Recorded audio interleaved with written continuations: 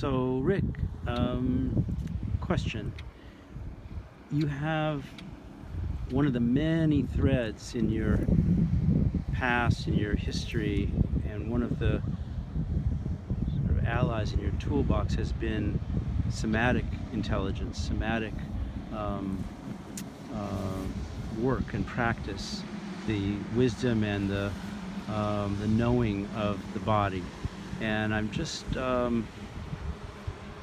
curious about your work with Feldenkrais, your work with listening to bodies, whether it's about a field of energy, whether it's intuition, the way that you've been able to help people and support them so much from a hands-on perspective. And I'll just keep it broad like that and see where maybe it goes.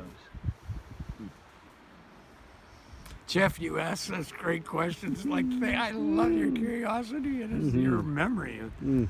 Um, my my first 9 years of my life, I was pretty well completely out of my body all the time, not present. It was easier to be out of my body because then I wouldn't feel being beaten up. I wouldn't feel the pain that I was in. I was just shut down. And then I started drinking alcohol. And I remember distinctly the feeling of my body. Like it was like, wow.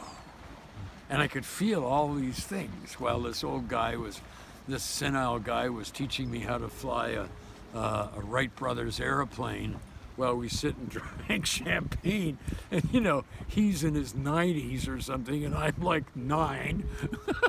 But it was great. And then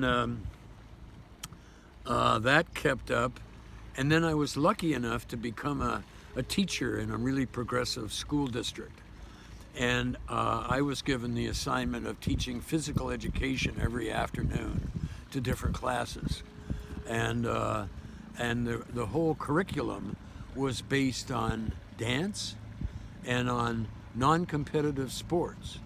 And like kids learned how to play basketball, but the whole focus wasn't on winning, but just the joy of doing it, And then there was this other weird stuff that I was taught how to teach the kids.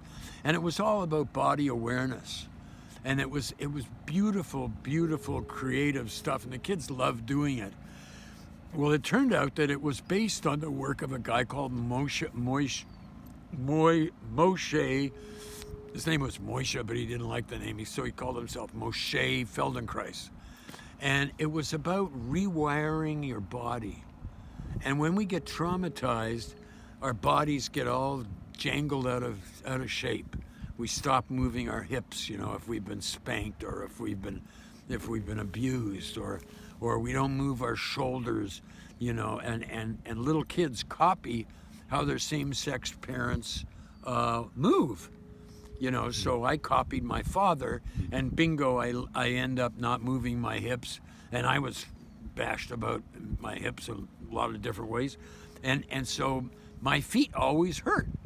And it would really hurt. But the value of the pain was I learned not to be afraid of pain. The value of being beaten was I got so I wasn't afraid of being beaten. I wasn't afraid of people trying to hurt my feelings because they were doing it all the time. So it was like all this stuff has an impact in my body. And every shock and every trauma, every surprise is registered in my body. And we don't shake it off. If you watch an animal that's been hurt, they just shake it off. They keep moving. And we don't do that. And so my life's work, I guess partially, was to help people get rid of their traumas. Because the kids that I was teaching in this school, every one of them was highly traumatized in my class. I mean, some kids, the trauma was their parents had been in the death camps in Europe, and they'd had terrible traumas. And other kids, they were being sexually molested all the time. Other kids, their parents were like very toxic and very frightened, and fathers wanting their kids to be tough and bashing the kids around so they're tough. And so that's what interested me in watching these kids free themselves up.